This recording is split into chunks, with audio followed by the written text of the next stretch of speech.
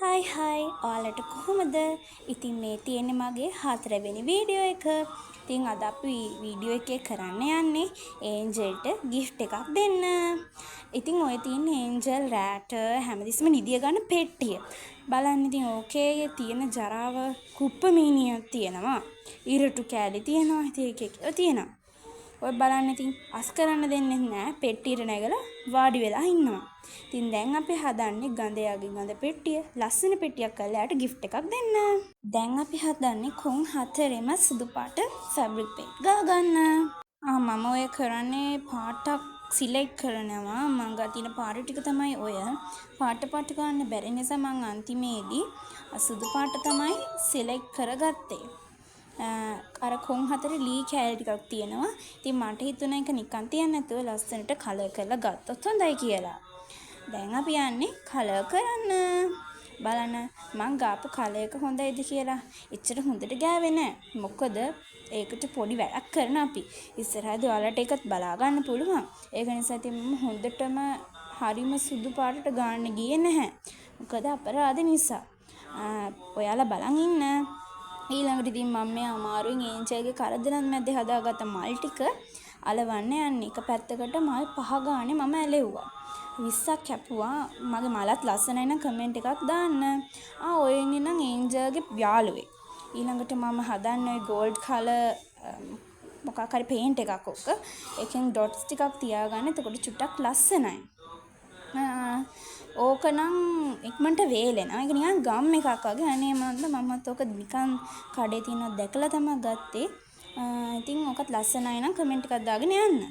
දැන් මං හදන්නේ ඉතින් පුළුන් අලවන්න ෆැබ්‍රික් පේන්ට් එක උඩින් ගම් චුට්ටක් ගාලා 4ෙම ගාගත්තා. ඉතින් ගම් හොඳට ගන්න බෑ අපි.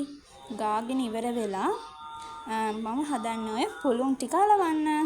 ගණන් ගන්න එපා. ඉතින් අපේ පුළුන් එකේ හැටි ඔක ෆස්ට් එඩ් බොක්ස් එකේ තිබ්බ පුළුන් එක. අපි දැන් ඉතින් කොන් 4ම පුළුන් අලවගෙන ඉවරයි. මතක් කරන ඔයාලට මගේ channel එක like කරලා subscribe කරලා comment කරලා share කරන්නත් අමතක කරන්න එපා. වීඩියෝ එක හොඳයි නම් අනිවාර්යයෙන්ම comment එකක් දාන්න. ඔය තියෙන ඉතින් sprinkles වගේ චුටි පබළු ටික මම දැන් හදන්නේ මගේ ආසම වැඩේ කරන්න. මම මොකක් හරි වැඩක් කරොත් ඔය sprinkles චුට්ටක් add කරනවාමයි. දැන් මම හදන්නේ කොන් 4ට ගම් චුට්ටක් ගාලා මම මුලින්ම නම් හැදුවේ මලක් වගේ අලවන්න. ඒ වුණාට ඒක කරන්න අමාරුයි. ඒක නිසා ඉතින් මම ඒක ගම් ගොඩක් මෙහෙම තලියක් දාලා ඒ කුඩට ස්ප්‍රින්කල්ස් ගොඩක් දැම්මා. ඒකත් ලස්සනයි කියලා මට හිතෙනවා. ඔයාලට හිතෙන එක කමෙන්ට් කරන් යන්න. මම පැති 4ටම ඔය වගේ දැම්මා.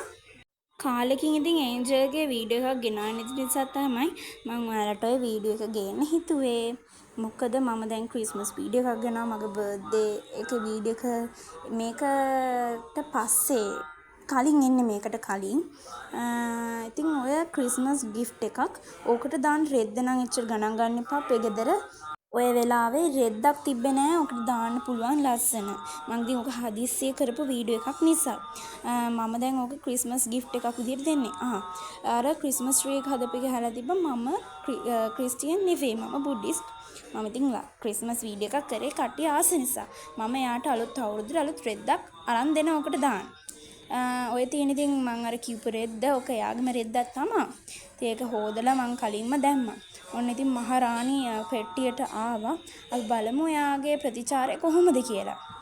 එයා නම් ඉතින් හිටියා. ඔය ඉතින් ආපු ගමන් පෙට්ටියෙන් පුළුන් කෑල්ලක් ගලවලා ගත්තා එයා. ඉතින් වෙන ඊළඟ වීඩියෝ එකකින් හම්බෙමු. දැනට ඔයාලට බයි.